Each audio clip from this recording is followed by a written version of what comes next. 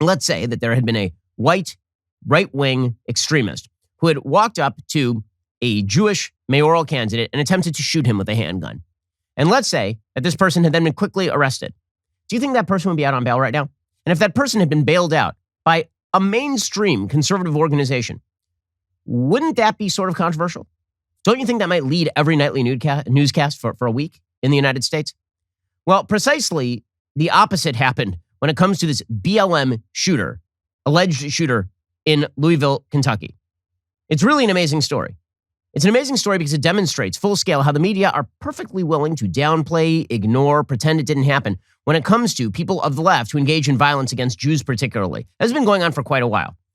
As an Orthodox Jew, I follow anti-Semitic stories pretty closely. And I've noticed that it is only certain types of anti-Semitism that the media like to pay attention to.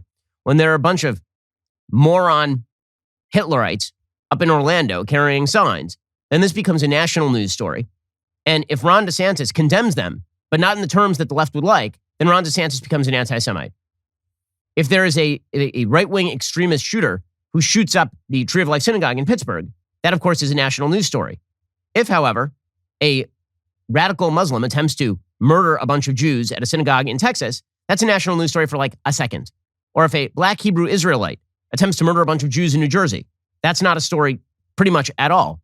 Or if there's an ongoing spate of violent attacks by young black men against Jewish people in Williamsburg in New York, that's not a story. It doesn't make the front page. Not only does it not make the front pages, it doesn't make the back pages.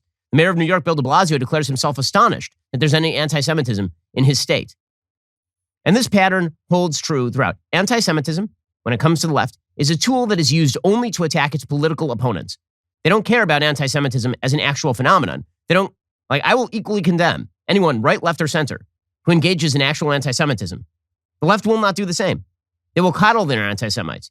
They will stroke their anti-Semites, the ones in Congress particularly. And groups that engage in overt anti-Semitism, they will donate billions of dollars to. Black Lives Matter as an organization engaged in wild anti-Semitic tropes about Israel, for example, didn't stop corporations from giving it $21 billion to BLM directly or to associated causes. When it comes to BLM organization directly, it raised some $90 million in 2020. Well, the latest iteration of this particularly bizarre phenomenon and troubling phenomenon is the reaction to the attempted shooting of a Jewish mayoral candidate, Democrat, by the way, in Louisville by a 21-year-old activist. According to the New York Post, the 21-year-old activist charged with trying to murder a Kentucky mayoral candidate has been released from jail after his $100,000 bond was posted by a bail fund supported by the local Black Lives Matter chapter. So just to get this straight, you had a BLM activist who attempted to murder a Jewish mayoral candidate, Democrat, in Louisville. And then his bond was immediately posted by the local BLM chapter.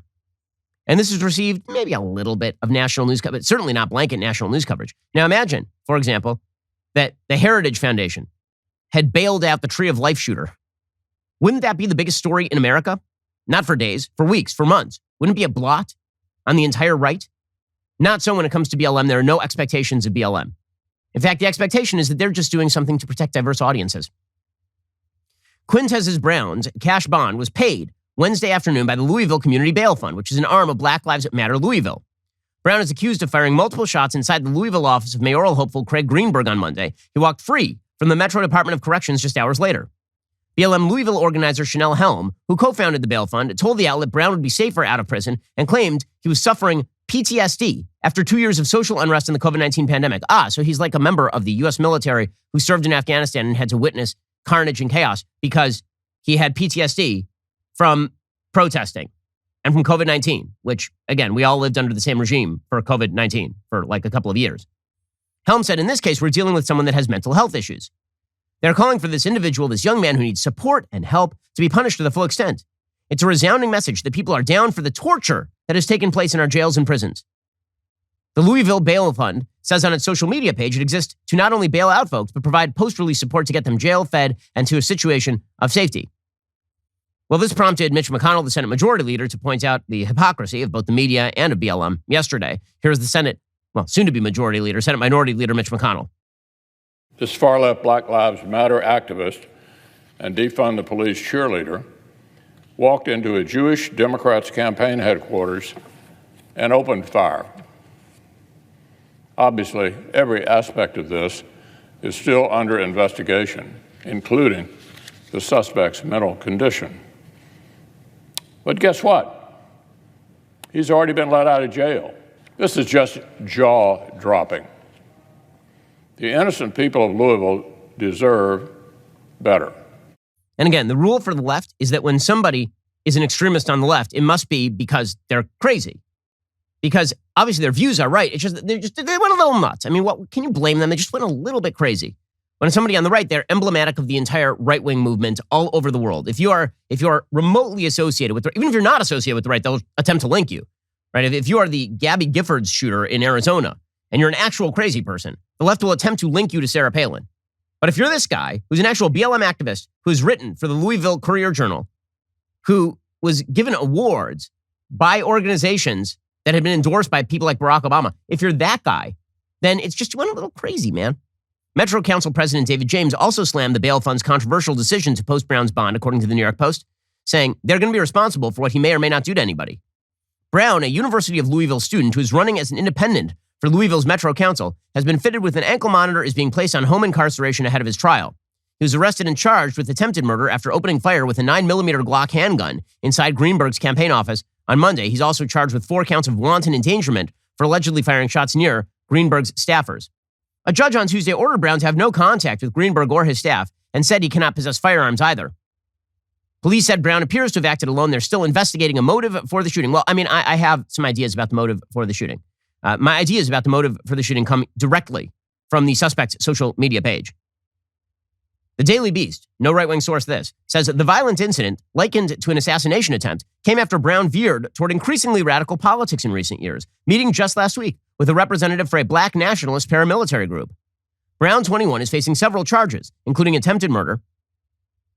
A former intern and editorial columnist of the Louisville Courier-Journal, Brown wrote in the paper that he had studied philosophy and Pan-Africanism while at the University of Louisville, so they obviously did a wonderful job over there. There, he'd previously served as the opinion editor of the school's newspaper, The Cardinal, and is an MLK scholar. After Breonna Taylor was killed by Louisville police officers during a notorious March 2020 raid, Brown found himself at the forefront of the city's protests. He wrote several columns in the Courier-Journal about social justice. He also founded From Fields to Area, a group advocating for political education and violence prevention training for city youth. He was featured on MSNBC in 2018, where he spoke about wanting common sense gun reform.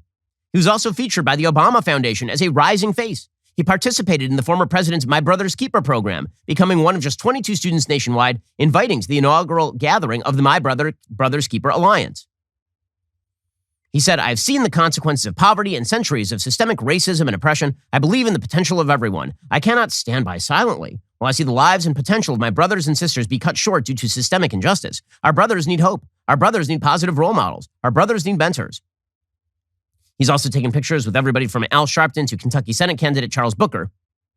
In a 2021 Twitter post, Booker described Brown as a brilliant young scholar who'd spoken at his Senate launch years prior. Now, here is the problem. The problem is that this particular guy, his social media is loaded with anti-Semitism. According to the Daily Beast, Brown's more recent social media posts, particularly the accounts associated with his campaign for a seat in the Louisville Metro Council, showed an increasing interest in black nationalist and Pan-Africanist leaders. He frequently posted photos and quotes of the Black Panthers, Stokely Carmichael, George Jackson, and late Ghanaian president Kwame Nkrumah. "We have one scientific and correct solution, Pan-Africanism, the total liberation and unification of Africa under scientific socialism," his Twitter bio reads. He even appeared to urge followers last week to join the Lion of Judah Armed Forces, a gun-toting group whose leadership has voiced ideas similar to those of the Black Hebrew Israelite movement. The latter anti-Semitic ideology holds that Black Americans, not Jews, are the true descendants of the biblical Hebrews. Adherents of that movement were charged with murdering 4 Jewish people at a kosher supermarket in Jersey City in 2019. A local spokesperson for the Lion of Judah Armed Forces told the Daily Beast he first met with Brown last Thursday, though the accused never became a member of the group. He affirmed the organization's Black Hebrew Israelite beliefs, but maintained they didn't endorse the attack or have any foreknowledge of Brown's plans. In January, shortly after he filed to run for the Metro Council, Brown posted a revolutionary love letter to his Medium account. He said, "By expecting someone else to take full responsibility for our liberation, these reactionary so-called black leaders are committing an act of political suicide. The revolutionary consciousness of the masses must understand that the struggle against the negative forces of genocide and fascism will not end at the ballot box of the ruling class. Attempting to get within one of the 2 major parties has caused our leaders to become co-opted with their interests shunted to the background." In addition to his social justice work, Brown garnered media attention when he was the subject of a missing persons investigation last year. Apparently, he went missing for a couple of weeks in 2021. So maybe this is mental illness. Maybe it is. But the surety with which his behavior is being treated as mental illness is pretty astonishing. There's an entire piece in the Courier Journal today by Ricky Jones titled, "What Happened to the Brilliant Quintez Brown?" What happened? He says it was unthinkable. It was so unthinkable. This columnist says many will now see Quintez as little more than a pariah, tainted by venom and his study of nationalism and Pan-Africanism. He's already being characterized that way. Everyone from local media to the NRA are piling on. They'll freeze him in time as nothing more than a vicious criminal and potential killer undeserving of any love or consideration. They will not talk about the fact that Quintez was among the minority of young black boys who make it to college. They will not talk about the fact he wasn't just a student. He is gifted beyond description. They never sat with him. They never spoke with him. They never saw him smile or troubled by the suffering of others. I did. And then he talks about the magic of it. He says, all I know is we lost him. There's more and more talk about mental health these days. Quintez is a stark example of what we can lose to psychological breaks. We have temporarily lost that great mind, that potential, that love, joy, and commitment. We lost it all. Hopefully not forever. Okay, so here is the thing. This guy, Ricky Jones, professor and chair of the Pan-African Studies Department at the University of Louisville, obviously, he doesn't want his ideology linked to anything that this shooter did. The quickness with which this has been labeled a mental health case, as opposed to an outgrowth of a particular political ideology, is astonishing. And it's a reminder that when it comes to these narratives, if you're on the left and you do something very, very, very bad, it will quickly be chalked up to anything but your politics. If, however, you're on the right and you say the word freedom while you're camped out in Ottawa, this makes you a terrorist. The contrast is stunning. Hey, there's been no attempt to track down anybody who donated to the Louisville Bail Fund that gave $100,000 to bail this guy out of jail. Not one effort by the media. Yet the entire media is apparently now tracking down people who gave $40 to the Freedom Convoy in Canada. Because one is a national news story and one is not. As we've discussed before, what makes a story local versus national is specifically and precisely only the political orientation of the people involved. That's all. How's this for a title? Ben Shapiro Show subscriber destroys like button with clicks and logic. I'd watch that. Make it happen, gang.